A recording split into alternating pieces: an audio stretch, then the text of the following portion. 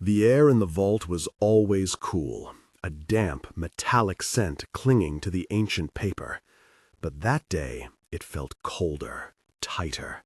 I was bent over ledger 307B, the faint lamplight glinting off the brass clasps.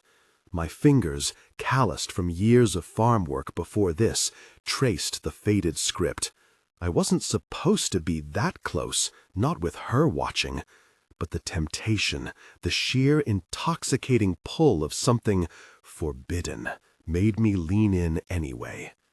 Then a whisper, softer than the rustle of vellum, but it cut through the silence like a knife. Eleanor, OS.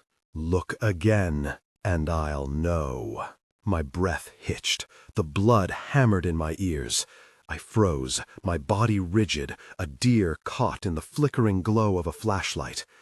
Every nerve ending screamed at me to bolt, but my feet were rooted.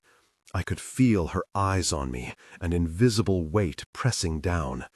My hand was still hovering over the page, my focus, perhaps, a little too intense on the florid signature of an old company founder. "I'm just taking notes, I swear." It was a lie, of course. Not entirely. I was taking notes, but it wasn't just the company's intricate financial history I was observing. It was her, always her.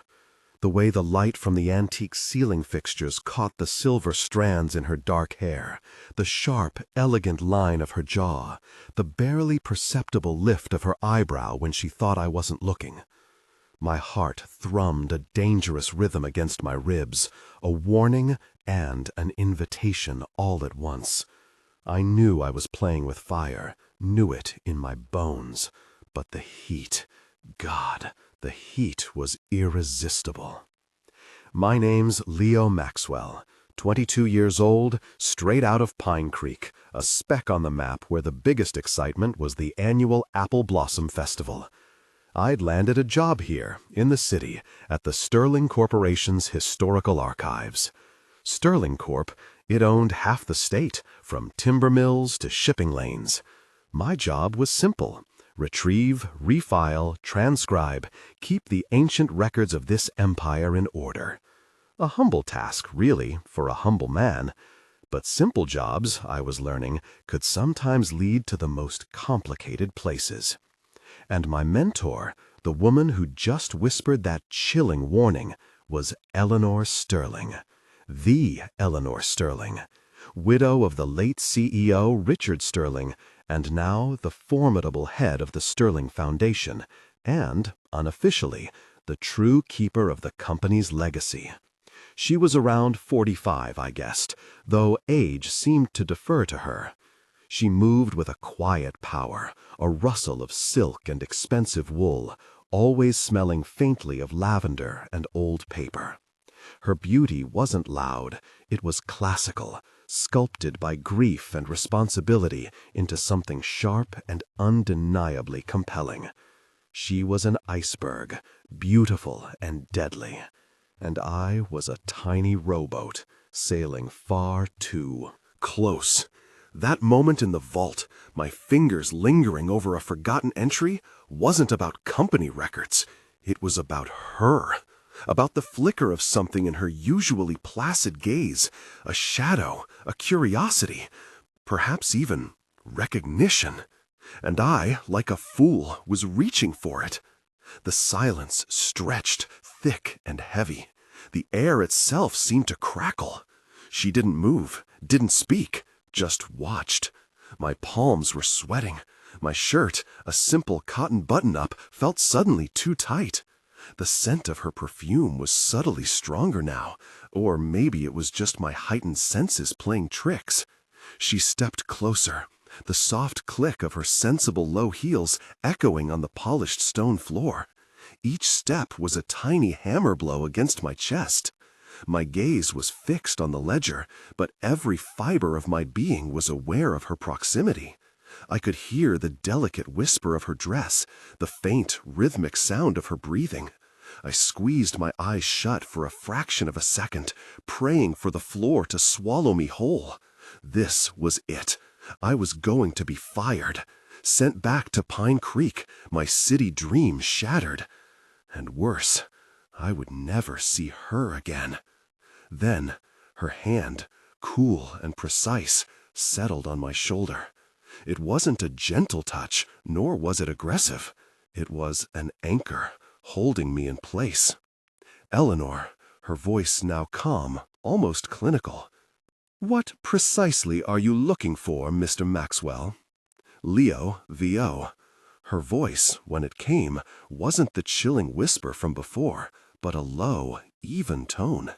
It was a question, yes, but also a challenge. And the touch was a jolt, a current running straight through me. I swallowed hard, trying to reclaim some semblance of composure. I could feel the warmth of her fingers even through the fabric of my shirt. It was a warmth I yearned for and feared in equal measure. I turned slowly, meeting her gaze. Her eyes, a deep, intelligent gray, held no judgment, only an unnerving intensity. They seemed to peel back layers, looking not at my disheveled hair or my cheap clothes, but straight into the frantic beat of my heart. Leo, just cross-referencing, Miss Sterling. An unusual entry here, a discrepancy in the timber receipts from 1952. It was a half-truth, a desperate attempt to sound professional, to hide the raw, undeniable attraction that pulsed between us, a silent hum in the dusty air of the archive. She didn't remove her hand. Instead, her thumb, almost imperceptibly, brushed against the tense muscle of my shoulder. A fleeting, intimate gesture that set my skin alight. My gaze darted from her eyes to her lips, then quickly back. Her lips were full, unpainted, but held a natural flush that was devastatingly alluring. Eleanor, a faint, almost imperceptible smile playing on her lips. "Is that so? Come to my office, Mr. Maxwell. Bring the ledger. We'll discuss this discrepancy. And perhaps other matters." Leo, the cliffhanger, hung in the air, a silent promise of either dismissal or something far more dangerous. I nodded, my throat too tight to speak. The air rushed back into the vault as she turned and walked away, her footsteps fading down the corridor. I stood there for a moment longer, my heart still racing, the phantom warmth of her touch still tingling on my shoulder. Other matters. The words echoed in my mind, a siren song leading me deeper into uncharted waters. My office, if you could call it that, was a narrow cubicle wedged between the microfilm readers and the climate-controlled map storage. My world was dust motes dancing in sunbeams, the hushed murmur of other archivists, and the low hum of ancient machinery. Her office, however, was on the 5th floor, a corner suite overlooking the bustling city square. Glass, steel, and light. It smelled of polished wood, fresh coffee, and that ubiquitous lavender. I walked the familiar path up, the heavy ledger clutched in my trembling hands, my worn leather shoes squeaking a little on the pristine marble floors. Each step felt like a drum roll. Arthur Finch, the senior archivist, a man whose face seemed permanently set in a sneer, barely glanced up from his desk as I passed. He was old-school Arthur, probably thought my generation was soft. He certainly didn't like me, a young upstart with direct access to Eleanor. When I reached her door, it was ajar. I pushed it open gently. "Leo." "Miss Sterling? You asked to see me." "Eleanor." "Come in, Leo." The sound of my first name, spoken by her in that private space, was like a physical blow. It was an intimacy, a breaking of the professional barrier that had always defined our interactions. My breath caught. I entered, pulling the heavy door shut behind me, the soft click echoing the closure of one chapter and the hesitant opening of another. She was standing by the large bay window, her back to me, gazing out at the city below. The late afternoon sun cast her silhouette in sharp relief, her posture regal, almost untouchable. A small vase of white lilies sat on her grand mahogany desk, their scent mingling with the familiar lavender. The room felt immense, filled with a quiet authority that pressed down on me. Eleanor, turning, a faint smile on her lips. "Please, have a seat. And as I said, when we are alone, it's Eleanor. Leo, Eleanor." The name tasted strange on my tongue, forbidden and sweet.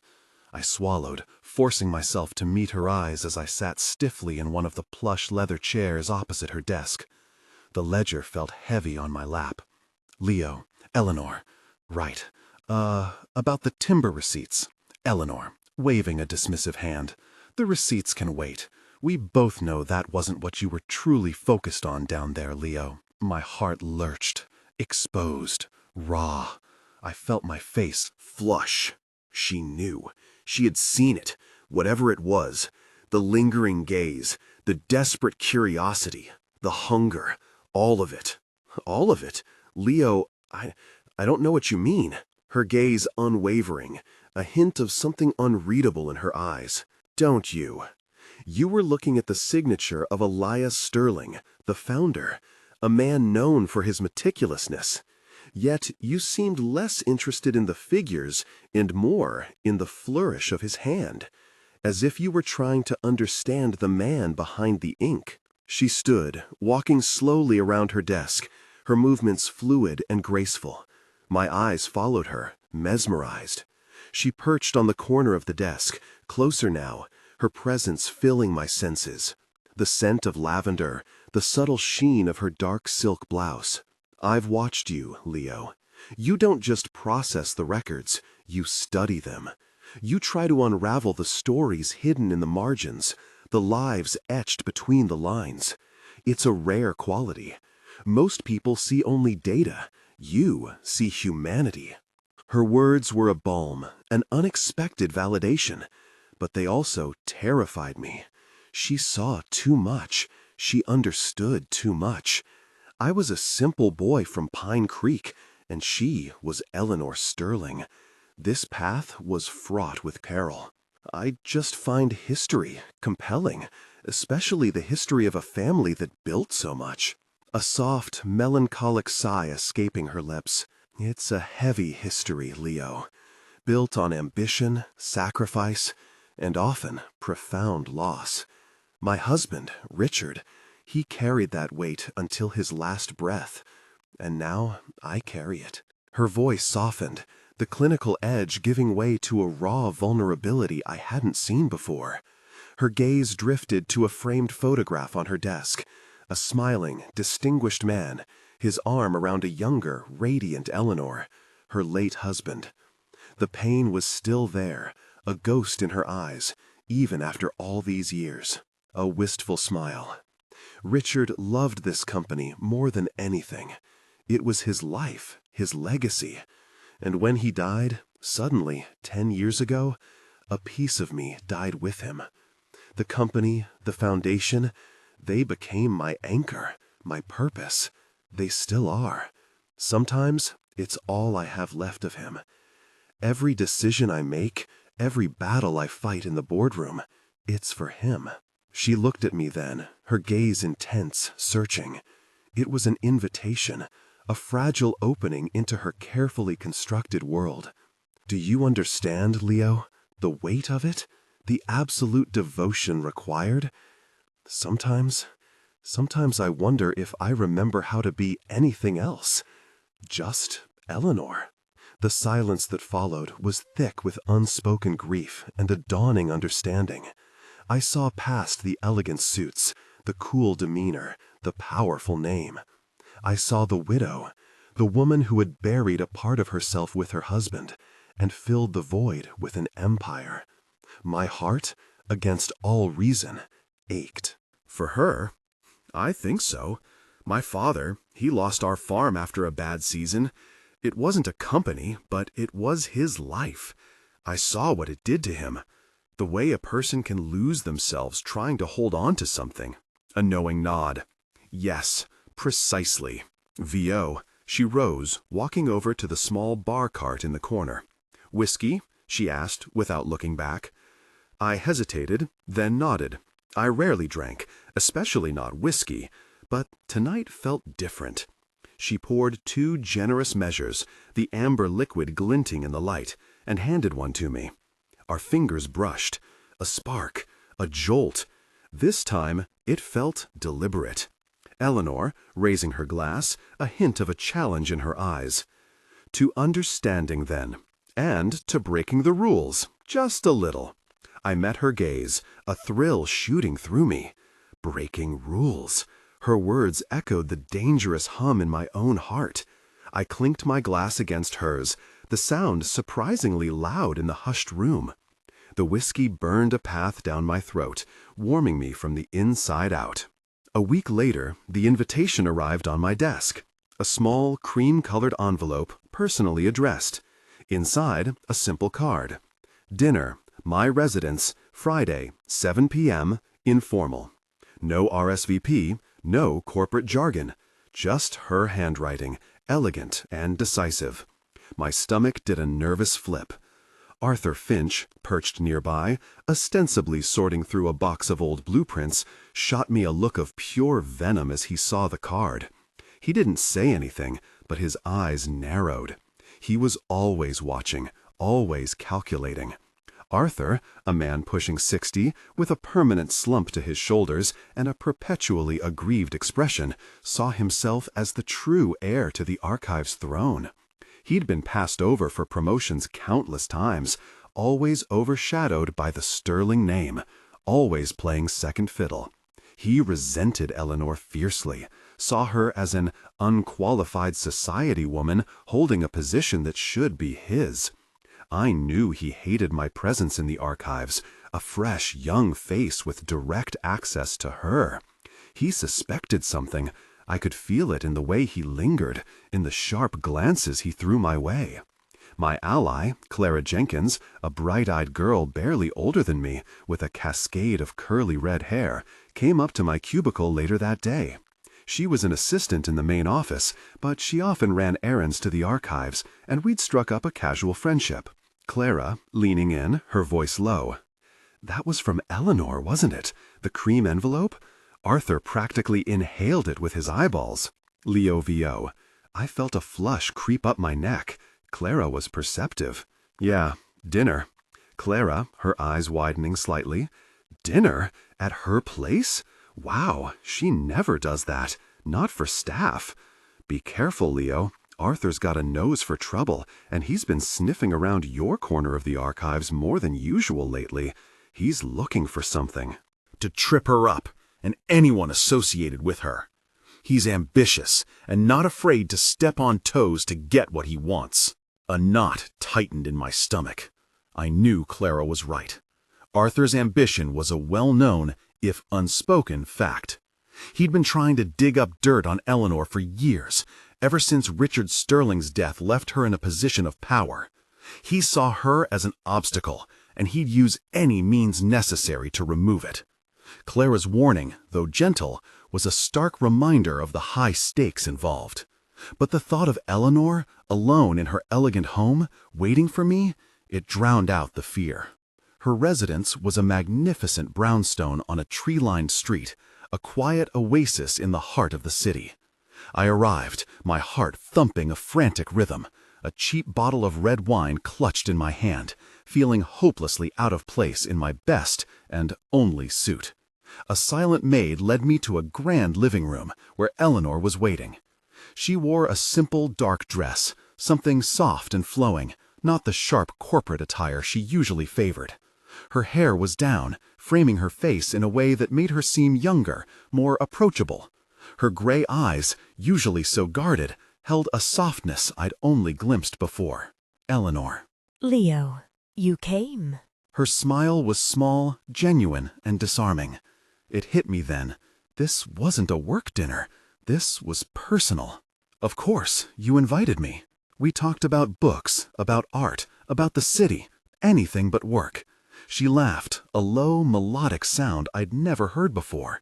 She seemed to shed the weight of her title, revealing the woman beneath. After a delicious meal prepared by her unseen staff, we retreated to her study, a cozy room lined with leather-bound books and warm lamplight. She poured us brandy. Eleanor, her voice quiet, almost a whisper. Richard used to love this room. He'd read here for hours, even after a long day at the office. We'd talk about everything and nothing. Sometimes I still expect to see him in his armchair. Her gaze drifted to an empty armchair by the fireplace, a shadow of pain crossing her features. It was the same chair from the photograph on her desk. The air grew heavy with unspoken grief. His death, it left a void that I still haven't managed to fill. He was everything, my partner, my confidant, the man who understood the ambition that burned inside me, even when I tried to hide it. I've thrown myself into the foundation, into the company, trying to keep his memory alive, trying to prove I can carry on his legacy. But sometimes I wonder if I've just buried myself alive in the process. I wonder if I even remember how to just be. Her eyes met mine, raw and vulnerable. My heart ached for her. This powerful, elegant woman reduced to a whisper of her grief. I reached out, my hand instinctively covering hers where it rested on the arm of her chair. Her skin was cool, soft. She didn't flinch, didn't pull away. Instead, her fingers curled, gently clasping mine. Leo, you haven't lost yourself, Eleanor. You've become something incredible. You've honored his legacy, and you've built your own. That's not burying yourself. That's surviving, thriving even. The words were simple, honest, straight from my heart. Her eyes, filled with unshed tears, searched mine. A deep sigh escaped her lips, a lifetime of pent-up emotion. Eleanor, her voice barely audible. Sometimes, Leo, I forget what it feels like to just be seen. Not as Richard's widow, not as the head of the foundation, just me. Her grip tightened on my hand. My thumb, almost on its own accord, stroked the back of her hand, a small, comforting gesture. The air in the room grew thick with unspoken desires, with the fragile hope of connection. Leaning in, slowly, irresistibly, I closed the small distance between us. Her eyes fluttered shut as my lips met hers, soft, tentative at first, then deepening with a shared longing that had been simmering for weeks. It was a kiss of comfort, of understanding, of desperate need. The world outside, the company, Arthur, Pine Creek, it all faded away, leaving only the two of us, bathed in the warm glow of the lamplight, finally seeing each other. Our affair began, a delicate, dangerous dance conducted in the shadows. During the day, we maintained a professional distance, Eleanor all business, her usual cool demeanor firmly in place. I was Leo Maxwell, the humble archivist, lost in the stacks. But late at night, in the hushed intimacy of her brownstone, we were just Eleanor and Leo.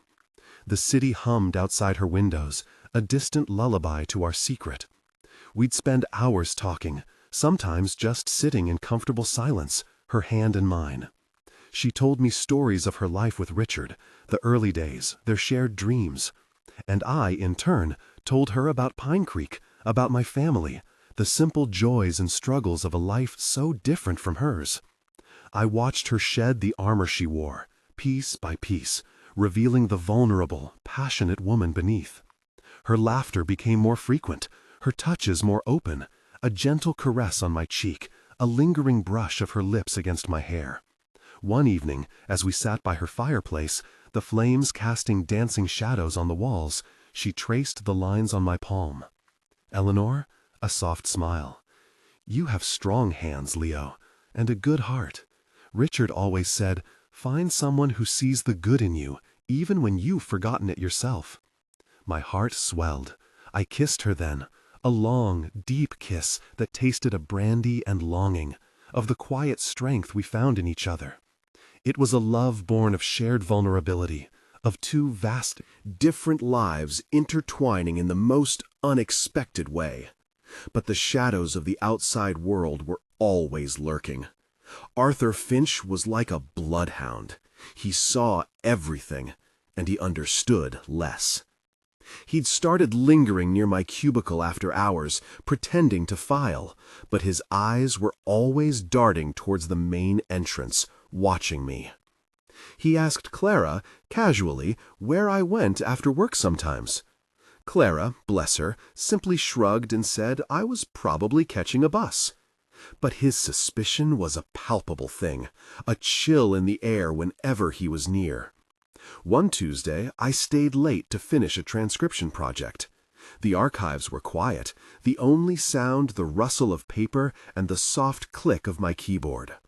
I was engrossed, listening to the muffled city sounds outside. I didn't hear Arthur approach until he was right behind me. Arthur, sarcastic, almost a hiss. "Burning the midnight oil, are we, Maxwell? Such dedication. Or is it just waiting for a signal?" Leo VO. I jumped, my heart hammering against my ribs. I spun around to face him. His eyes, small and beady, bore into me. He held his phone, ostensibly checking an email, but I saw the flicker of his camera. "Just finishing up, Mr. Finch. What are you doing here?" Arthur, a sickly sweet smile that didn't reach his eyes. "Oh, just tidying up. One can never be too meticulous, can one? Especially with sensitive materials and sensitive relationships." He let the words hang in the air, a thinly veiled threat. He knew something. He had seen something. My blood ran cold.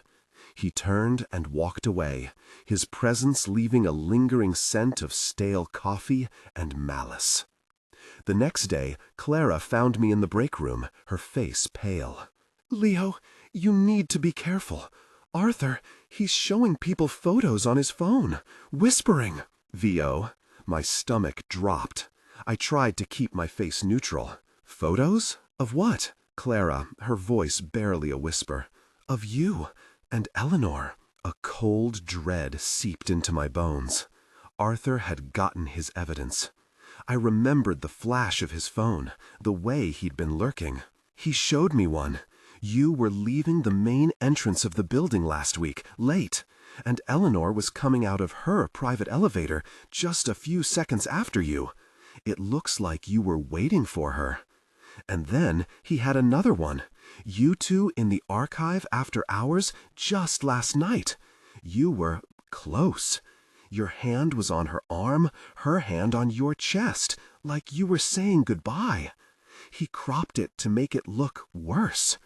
It wasn't a proper goodbye, Leo. It was intimate. He's twisting it. He's telling people it's an affair, that you're exploiting her, or she's gone mad with grief. He wants her out. He wants her job. My blood ran cold. He had caught us. Not in the most compromising position, but enough to paint a picture. Enough to fuel the whispers. The world I'd carefully built with Eleanor was about to shatter. And shatter it did. Whispers followed me down the hallways.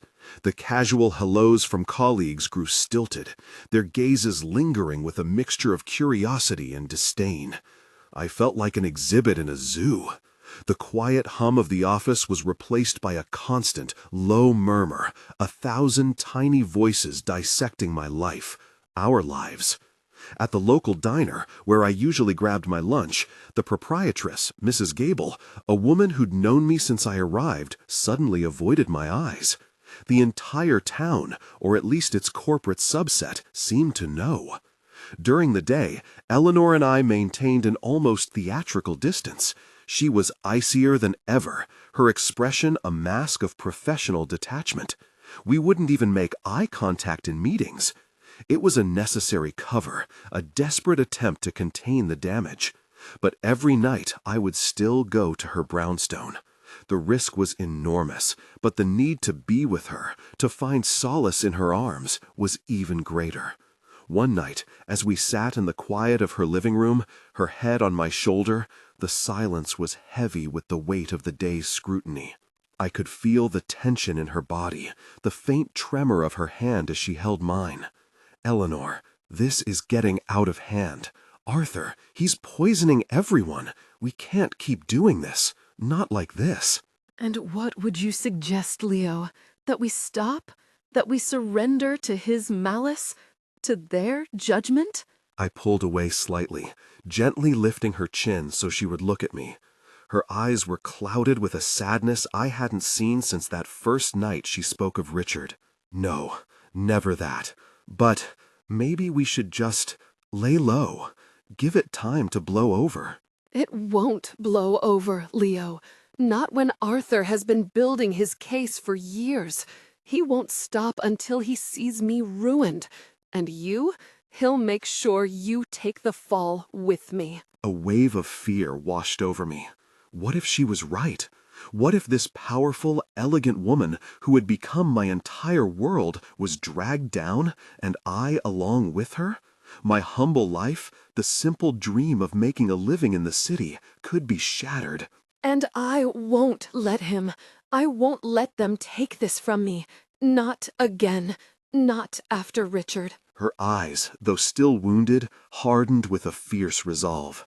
It was the Eleanor I knew from the office, the powerful woman who commanded respect, but infused with a raw personal passion. The crisis point arrived 2 days later. An emergency board meeting was called. I wasn't present, of course, but Clara, who worked for one of the board members, relayed the grim details. Arthur had presented his evidence, the photos, the fabricated narrative of an inappropriate relationship that compromised Eleanor Sterling's judgment and the integrity of the Sterling Foundation. He painted me as a manipulative opportunist, her as a grieving widow taken advantage of. He had even implied that I might be digging through the archives for sensitive information to further my own ends, a subtle twist on my innocent note-taking. The whispers had become a roar. Clara, her voice shaky over the phone. Leo, it was bad. He had them eating out of his hand. They were talking about a vote of no confidence. It looks like they're going to ask her to resign. My blood ran cold. This was it. Everything we had built, everything she had fought for. My heart ached, a sharp physical pain. I felt a surge of guilt. This was my fault. My presence had brought this storm down upon her. I spent the night in a haze of worry, pacing my tiny apartment. I didn't hear from Eleanor. The silence was deafening. I imagined her, alone in her grand house, facing the ruin of her life's work, perhaps regretting ever letting me into her world. The next morning, I arrived at the office, steeling myself for the inevitable. My desk would be cleared, my severance package waiting. But as I stepped off the elevator, I heard a buzz of activity, a different kind of murmur, not whispers, but something more agitated, more surprised. Clara rushed towards me, her face alight with a mixture of shock and admiration. Clara, grabbing my arm. Leo, you won't believe it. She did it. Leo, VO. Did what? Resign? Accept her fate? What happened? Clara, her eyes wide. She didn't deny it. She stood in front of the board, in front of all of them, and she didn't deny a thing. Arthur was spitting mad, trying to cut her off, but she just stood there, so tall, so regal. I leaned closer, my heart pounding. She said, yes, I am in a relationship of mutual respect, deep affection, and undeniable love. She looked at Arthur right in the eye and said, "And Mr. Finch, you are correct. It does make me stronger, not weaker. You see me as a woman weakened by grief, ripe for exploitation. You see me as a symbol, a name to be removed. But I am not. I am Eleanor Sterling. I built this foundation from the ground up after my husband's death.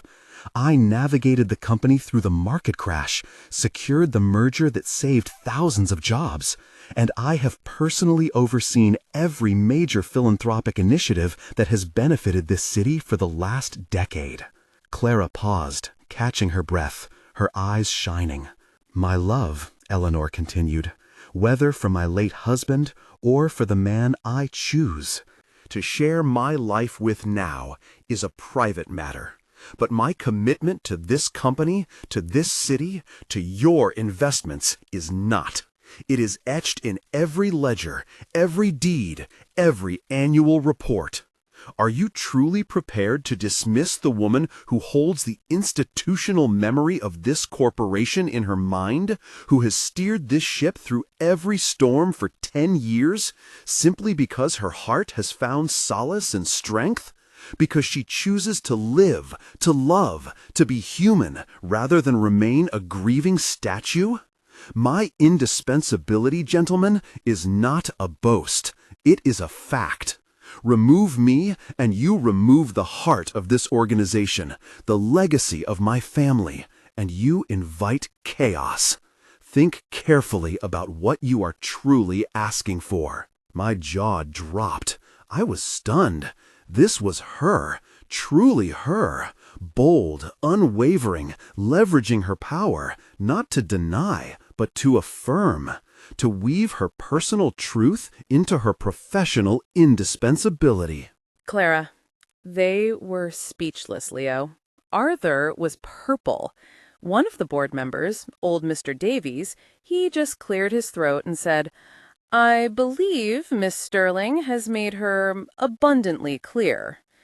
The vote for no confidence? It didn't even happen. A wave of relief, so profound it almost buckled my knees, washed over me.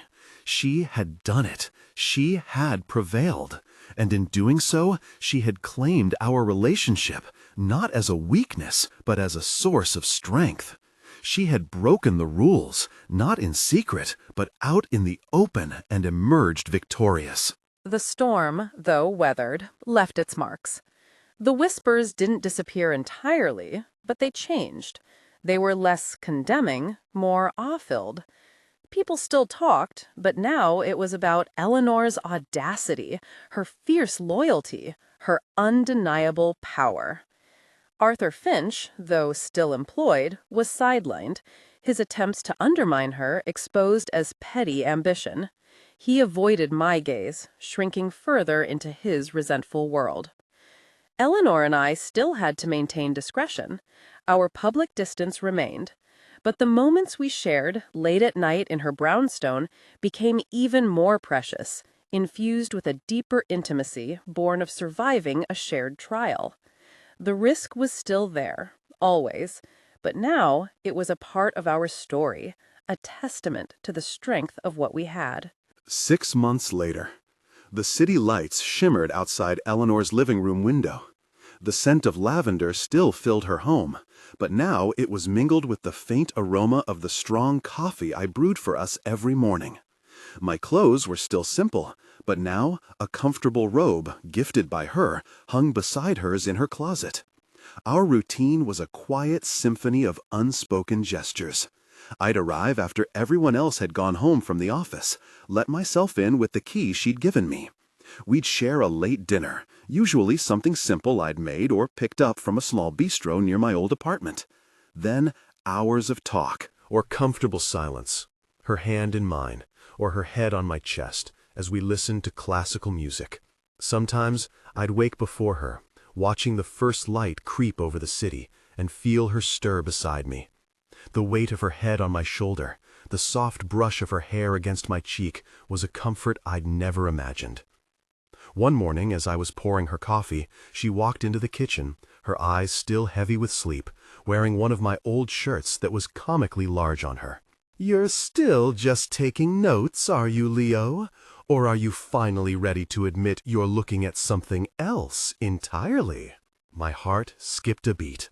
It was our old banter, the warning from the vault, transformed into a playful flirtation, a secret language only we understood. "I'm always taking notes, Eleanor, especially on how beautiful you look in my shirt." She laughed, a full, joyful sound, and walked over to me, wrapping her arms around my waist, resting her head against my chest. I held her close, breathing in the scent of her hair, the familiar warmth of her body against mine. My ambition, The quiet yearning for something more than Pine Creek had brought me to the city, to Sterling Corp, to the archives. It had drawn me to her, to the power she wielded, the world she inhabited. But it wasn't ambition that kept me here. It wasn't the desire for status or wealth. It was love. It was the humanity I found beneath the cool facade, the vulnerability she dared to show me, the strength she drew from allowing herself to be seen, to be loved. The world still saw her as Eleanor Sterling, formidable and elegant. And they saw me as Leo Maxwell, the young man from the archives. But in the quiet moments, in the shared glances, in the comfortable rhythm of our lives, we were simply Eleanor and Leo. Two people who had broken the rules, risked everything, and found something infinitely more valuable than any career success or corporate empire could offer. We found each other. And as I held her, the city waking up around us, I knew, with absolute certainty, that this was where I belonged. This was my life now, and it was worth every single risk.